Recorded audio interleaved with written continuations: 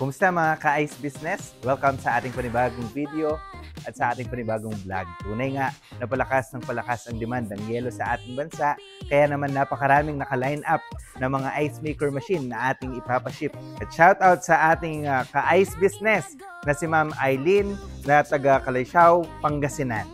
At kasalukuyan, under test ang machine ng ating client. At tara, samahan nyo ko at silipin natin ang ating mga staff kung ito'y nahanda na. Isang 500 kg package ang kinuha ng ating ka-ice business na si Ma'am Eileen.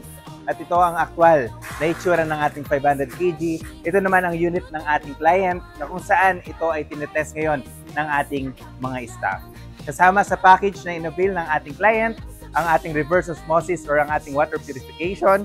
Ganun din ang ating AVR, mga ice bag, impulse sealer. Meron din additional consumables ng ating client katulad ng mga membranes, T33, at ang ating 3-in-1 filter. May kasama na rin previous na payong at eco bag. Kaya sa inyong pong mga katanungan at kung gusto nyo pong mag-inquire, maaari nyo po kaming i-message sa aming Facebook page or maaari nyo po kaming tawagan sa aming mga cellphone number. Maraming salamat po and to God be the glory.